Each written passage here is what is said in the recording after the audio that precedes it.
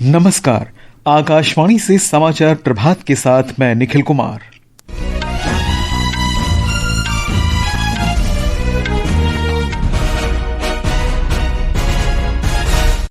प्रधानमंत्री नरेंद्र मोदी आज बिहार और पश्चिम बंगाल में कई विकास परियोजनाओं का शुभारंभ करेंगे। रेलवे आगामी त्योहारों के दौरान सुगम यात्रा के लिए 380 गणपति विशेष रेलगाड़ियां चलाएगा। भारतीय अंतरिक्ष अनुसंधान संगठन इसरो ने कहा, भारत के पहले मानव युक्त अंतरिक्ष मिशन गगनयान का इस वर्ष दिसंबर में पहला उड़ान परीक्षण किया जाएगा। निर्वाचन आयोग ने उपराष्ट्रपति चुनाव के लिए 2 पर्यवेक्षक नियुक्त किए। नामांकन पत्रों की जांच आज होगी। विदेश मंत्री डॉक्टर सुब्रमण्यम जयशंकर ने मॉस्को में रूस के राष्ट्रपति व्लादिमीर पुतिन से भेंट की और डल झील में शिकारा चलाने वाले 17 वर्षीय मोहसिन अली ने श्रीनगर में खेलो इंडिया वाटर स्पोर्ट्स फेस्टिवल में पहला स्वर्ण पदक जीता। अब समाचार विस्तार से। प्रधानमंत्री नरेंद्र मोदी आज बिहार और पश्चिम बंगाल के दौरे पर रहेंगे। वे बिहार के गया में लगभग 13,000 करोड़ रुपए की विकास परियोजनाओं का शुभारंभ और शिलान्यास करेंगे। प्रधानमंत्री 2 रेलगाड़ियों को झंडी दिखाकर रवाना करेंगे और एक सभा को संबोधित करेंगे। ब्यौरा हमारी संवाददाता से।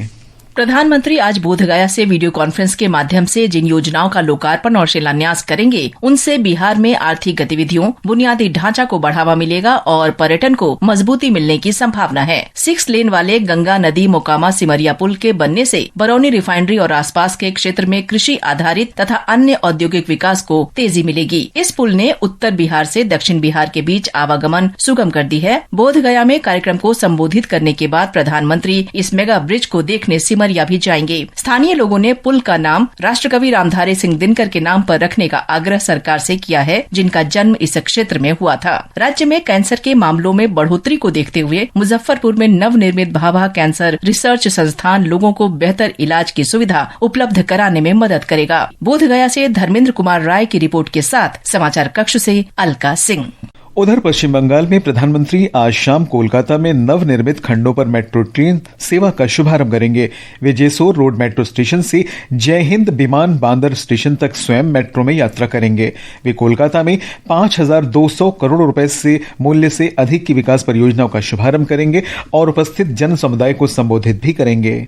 प्रधानमंत्री ने कहा है कि भारतीय जनता पार्टी हमेशा विकास की राह पर अग्रसर है, इसलिए पश्चिम बंगाल के लोग राज्य में इस बार भाजपा सरकार बनाना चाहते हैं। श्री मोदी ने सोशल मीडिया पोस्ट में कहा कि हर गुजरते दिन के साथ राज्य में तृणमूल कांग्रेस के खिलाफ जनता का आक्रोश बढ़ता जा रहा है।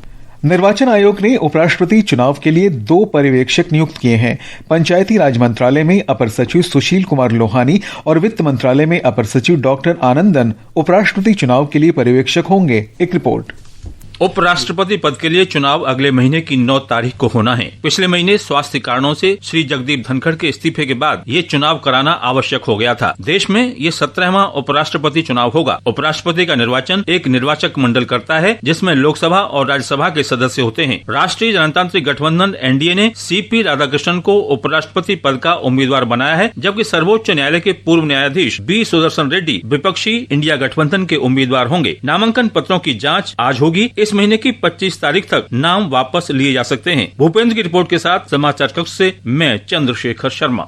लोकसभा और राज्यसभा की कार्यवाही अनिश्चितकाल के लिए स्थगित कर दी गई है। इसके साथ ही 21 जुलाई से शुरू हुआ संसद का मानसून सत्र भी संपन्न हो गया है। लोकसभा अध्यक्ष ओम बिरला ने कहा कि सत्र के दौरान 14 विधेयक पेश हुए और कुल 12 विधेयक पारित किए गए। श्री बिरला ने विभिन्न मुद्दों पर विपक्षी सांसदों द्वारा किए गए व्यवधानों के कारण समय की बर्बादी पर अप्रसन्नता व्यक्त की। उधर राज्यसभा में भी उपसभापति हरिवंश ने मानसून सत्र के दौरान विपक्षी सांसदों द्वारा उत्पन्न व्यवधानों पर नाराजगी जाहिर की। इस बीच संसदीय कार्यमंत्री किरेन रिजिजू ने कहा कि संसद का मानसून सत्र देश और सरकार के लिए बेहद सफल रहा। देश के लिए और सरकार की दृष्टि से ये मानसून सत्र बहुत उपयोगी सत्र रहा है, लेकिन अपोजिशन एमपीज विशेष करके जो नए एमपीज है उसको बोलने का मौका नहीं मिला। उसका जिम्मेदार है अपोजिशन पार्टी के खुद नेता लोग। हाउस को इतना डिस्टर्ब किया, इम्पोर्टेंट बिल्स पे जितना टाइम अलॉटेड था उसमें भी चर्चा में भाग नहीं लिया।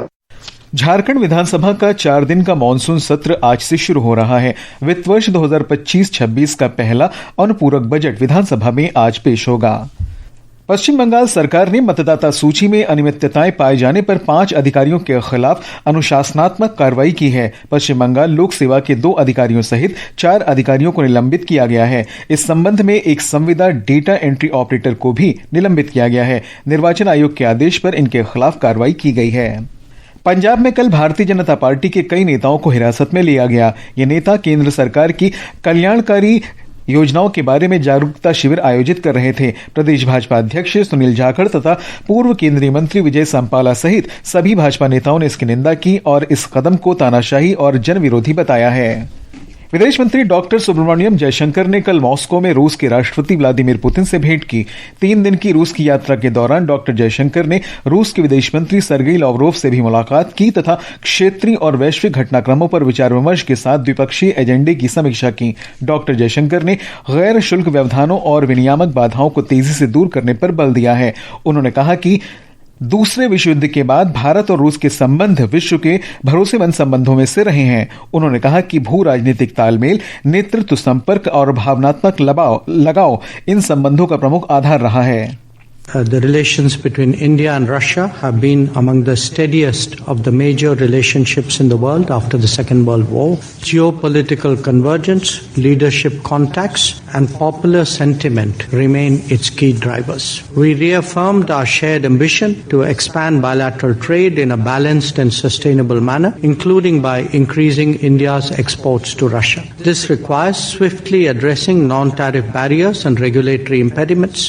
ये समाचार आकाशवाणी से प्रसारित किए जा रहे हैं। ताजा समाचार जानने के लिए आप हमारे social media handle x@AIR News Hindi को फॉलो कर सकते हैं। ये आकाशवाणी है। भारत के पहले मानव युक्त अंतरिक्ष मिशन गगनयान की पहली परीक्षण उड़ान इस वर्ष दिसंबर में होगी।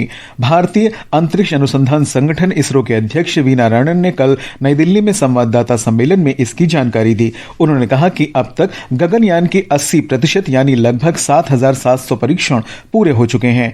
इसरो की अन्य उपलब्धियों का उल्लेख करते हुए श्री नारायणन ने कहा कि इस वर्ष आदित्य L1 उपग्रह से 13 टेराबिट डेटा वैज्ञानिकों को उपलब्ध कराया गया है।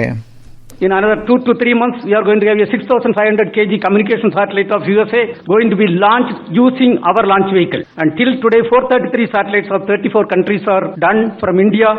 रेलवे आगामी त्योहारों के अवसर पर श्रद्धालुओं और यात्रियों की सुगमता के लिए 380 गणपति विशेष यात्री रेलगाड़ियां चलाएगा। रेल मंत्रालय ने एक बयान में कहा कि महाराष्ट्र और कोंकण क्षेत्र में त्योहारों के दौरान यात्रियों की सुविधा के लिए मध्य रेलवे सबसे अधिक 296 विशेष रेलगाड़ियां चलाएगा। गणपति पूजा 27 अगस्त से 6 सितंबर तक होगी। त्योहारों में संभावित भीड़ को देखते हुए 11 अगस्त से गणपति विशेष रेलगाड़ियां चलाई जा रही हैं और धीरे धीरे इनकी संख्या बढ़ेगी। पंजाब पुलिस की साइबर अपराध शाखा ने देश भर के हजारों लोगों से करोड़ों रुपए की ठगी करने वाले अंतर्राज्यीय म्यूल अकाउंट रैकेट का पर्दाफाश किया है। एक रिपोर्ट। पंजाब पुलिस के साइबर अपराध विभाग की विशेष पुलिस महानिदेशक वी नीरजा ने बताया कि यह गिरोह पैसे के बदले लोगों के बैंक खातों का उपयोग विभिन्न साइबर अपराधों के माध्यम से अर्जित धोखाधड़ी वाले धन को स्थानांतरित करने के लिए इस्तेमाल करते थे। ये चारों पिछले 2 वर्षों से सोशल मीडिया के माध्यम से इस आपराधिक तंत्र को सक्रिय रूप से संचालित कर रहे थे और क्रिप्टो करेंसी एक्सचेंजों के माध्यम से विदेशों में अवैध धन स्थानांतरित करने के लिए पंजाब भर के विभिन्न बैंकों के सैकड़ों म्यूल खातों का उपयोग कर रहे थे। म्यूल खाता एक ऐसा बैंक खाता होता है जिसका उपयोग अपराधी खाता धारक की जानकारी के बिना या उसके मिलीभुगत से अवैध धन प्राप्त करने, स्थानांतरित करने या उसे वैध बनाने के लिए करते हैं। राजेश बाली, आकाशवाणी समाचार, जालंधर। और अब खेल खबरों के साथ है मुकेश कुमार बल। जम्मू कश्मीर के श्रीनगर में खेलो इंडिया वाटर स्पोर्ट्स फेस्टिवल में कल 17 वर्षीय मोहसिन अली ने अपना पहला स्वर्ण पदक जीता। डल झील में शिकारा चलाने वाले मोहसिन ने 1000 मीटर कयाकिंग प्रतियोगिता में 4 मिनट 12.41 सेकंड का समय लेकर ओडिशा और मध्य प्रदेश के प्रतियोगियों को हराया। उत्तर प्रदेश के विशाल कुमार ने पुरुषों की 1000 मीटर कैनो एकल में 4 मिनट 30.59 सेकंड का समय लेकर स्वर्ण पदक अपने नाम किया। महिलाओं की 200 मीटर कैनो एकल स्पर्धा में ओडिशा की रश्मिता साहू ने 53.59 सेकंड का समय लेकर स्वर्ण पदक जीता। और भारत ने बल्गारिया में आयोजित अंडर-20 विश्व कुश्ती चैंपियनशिप में कल 2 रजत पदक जीते। महिलाओं के 55 किलोग्राम भार वर्ग में रीना ने रजत पदक, उधर 76 किलोग्राम भार वर्ग के फाइनल में प्रिया मलिक ने भी रजत पदक जीता। इस बीच 2024 कैडेट विश्व कप चैंपियन और मौजूदा अंडर-20 एशियाई चैंपियन काजल ने 72 किलोग्राम वर्ग के फाइनल में प्रवेश किया। प्रतियोगिता में अब भारत के पदकों की संख्या 5 हो गई है, जिसमें 1 स्वर्ण और 4 रजत पदक शामिल हैं। उधर कजाकिस्तान में एशियाई निशानेबाजी चैंपियनशिप में कल रुद्राक्ष पाटिल, अर्जुन बबूता और किरण जाधव ने 10 मीटर एयर राइफल पुरुष टीम स्पर्धा में स्वर्ण पदक जीता। वहीं जूनियर वर्ग में मानसी रघुवंशी ने महिलाओं की कीट स्पर्धा में स्वर्ण पदक अपने नाम किया, जबकि यशस्वी राठौर ने रजत पदक पर कब्जा किया। और प्रतिष्ठित डूरंड कप फुटबॉल का फाइनल कल north east United football club और डायमंड हार्बर फुटबॉल क्लब के बीच होगा। मैच कोलकाता के सॉल्ट लेक युवा भारती क्रीड़ांगन में खेला जाएगा। डायमंड हार्बर फुटबॉल क्लब ने पहली बार इस प्रतियोगिता में भाग लिया है और फाइनल में जगह पक्की की है। मौसम विभाग ने आज अरुणाचल प्रदेश, बिहार, पूर्वी राजस्थान, पश्चिम बंगाल के गांगेय क्षेत्र, गुजरात, झारखंड, नागालैंड, मणिपुर, मिजोरम, त्रिपुरा, ओडिशा, उत्तराखंड और मध्य प्रदेश में अत्यधिक तेज वर्षा का अनुमान व्यक्त किया है। दिल्ली, हरियाणा, चंडीगढ़, जम्मू कश्मीर, महाराष्ट्र, पंजाब और सिक्किम में भी अगले 2-3 दिन तेज बारिश हो सकती है। ये समाचार हमारी वेबसाइट www.newsonair.gov.in और हमारे news on AIR mobile app पर भी उपलब्ध हैं। और अब समाचार पत्रों की सुर्खियों के साथ है फरहत नाज। धन्यवाद निखिल। जीएसटी की नई दरों की मंजूरी का समाचार अधिकतर अखबारों ने मुख पृष्ठ पर दिया है। हिंदुस्तान और दैनिक जागरण ने लिखा है, सस्ते सामान का रास्ता हुआ साफ। दैनिक ट्रिब्यून के अनुसार 4 की जगह अब 5 और 18% के 2 स्लैब। पंजाब केसरी की सुर्खी है, मंत्रियों के समूह ने दी मंजूरी, आम आदमी को बड़ी राहत। अमर उजाला लिखता है, 90% वस्तुएं होंगी सस्ती। राष्ट्रीय सहारा और वीर अर्जुन की सुर्खी है, अमरीकी टैरिफ के खिलाफ भारत के साथ चीन, कहा 50% शुल्क लगाने का पूरी तरह करते हैं विरोध। देशबंधु और जनसत्ता की खबर है, असम सरकार का फैसला, सितंबर के बाद 18 साल से ऊपर के लोगों का नहीं बनेगा आधार कार्ड। दैनिक भास्कर के अनुसार रोहिंग्या और बांग्लादेशियों के फर्जी आधार कार्ड बनाने वाले 8 लोग उत्तर प्रदेश से गिरफ्तार। बिजनेस स्टैंडर्ड की सुर्खी है, जोखिम में बढ़ोतरी, पिछले 9 महीनों में स्मॉल कैप फंड में रिटेल निवेश बढ़ा। दैनिक जागरण के कारोबार पन्ने की खबर है, जून महीने में ईएसआई योजना के अंतर्गत 19 लाख से अधिक नए खाते जोड़े गए। अंतरिक्ष यात्री ग्रुप कैप्टन शुभांशु शुक्ला और प्रशांत बालाकृष्णन नायर की केंद्रीय मंत्री डॉक्टर जितेंद्र सिंह से मुलाकात का समाचार राष्ट्रीय सहारा ने प्रथम पृष्ठ पर सचित्र प्रकाशित किया है। अंत में मुख्य समाचार एक बार फिर। प्रधानमंत्री नरेंद्र मोदी आज बिहार और पश्चिम बंगाल में कई विकास परियोजनाओं का शुभारंभ करेंगे। रेलवे आगामी त्योहारों के दौरान सुगम यात्रा के लिए 380 गणपति विशेष रेलगाड़ियां चलाएगा।